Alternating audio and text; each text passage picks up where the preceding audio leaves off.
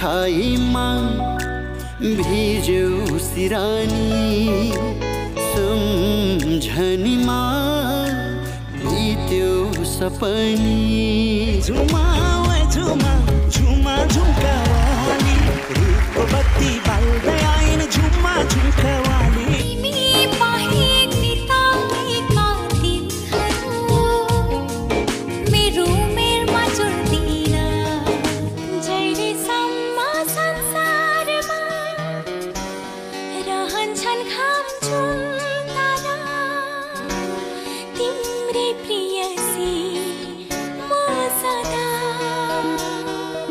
दशैंको उमङ्गसँगै सङ्गीतप्रेमी दर्शकहरूको लागि अर्को नयाँ खुसियाली थपिएको छ। दर्शकबिन पछिल्लो समय नेपालमा एकदमै चर्चित बनिरहेका गायन रियालिटी सोहरूमध्ये फेरि पनि नेपालमा बालबालिकाहरूको लागि अर्को नयाँ reality show the voice of Nepal kids आउँदैछ। यसै विषयमा आज तपाईँहरूलाई जानकारी दिँदैछौँ।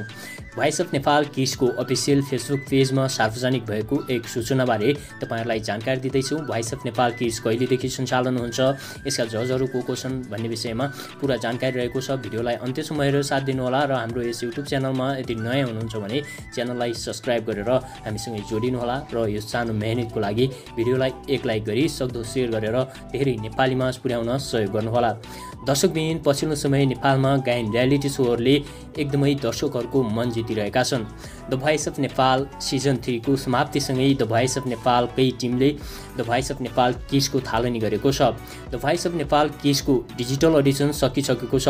अहिले भने धमाधम ब्लाइन्ड अडिसनका छायाङ्कनहरू भइरहेका छन्। आज द भोइस अफ नेपाल किड्सले आज आफ्नो अफिसियल फेसबुक पेजमा एउटा सूचना सार्वजनिक गरेको छ।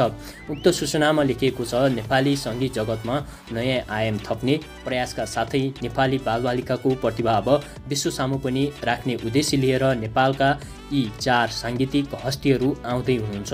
द भोइस किड्स लिएर 6 देखि 14 वर्षसम्मका बालबालिकाले आफ्नो गायन प्रतिभा प्रस्तुत गर्ने यो मञ्चलाई छिट्टै तपाईँहरूले घरको टेलिभिजन स्क्रिनमा देख्न सक्नुहुनेछ।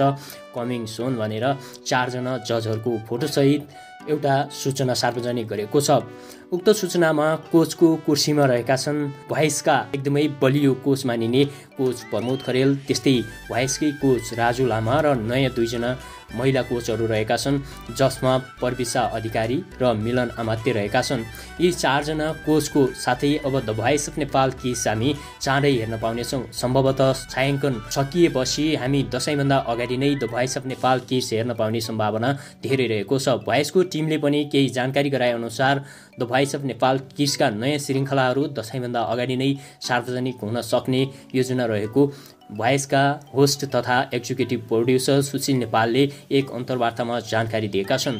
हस्त दर्शकबिन, यो सूचनाले तपाईँ कतिको उत्साहित र खुसी हुनुहुन्छ, आफ्नो मनमा लागेको विचार तलको कमेन्ट बक्समा व्यक्त गर्नुहोला र यो विषयमा हामीले बनाएको यो विषयवस्तु तपाईँलाई कस्तो लागेको छ, हामीले सुधार गर्नुपर्ने पक्षहरू के रहेका छन्, त्यसै विषयमा पनि हामीलाई सल्लाह सुझाव र प्रतिक्रिया दिनुहोला र सल्लाह सुझाव प्रतिक्रियाको अपेक्षासँगै आजको यो विषयवस्तुबाट बिदा हुन्छौँ। अहिलेसम्म हाम्रो यस भिडियोलाई हेरेर साथ दिनुभएकोमा तपाईँहरू सम्पूर्णलाई धेरै धेरै धन्यवाद।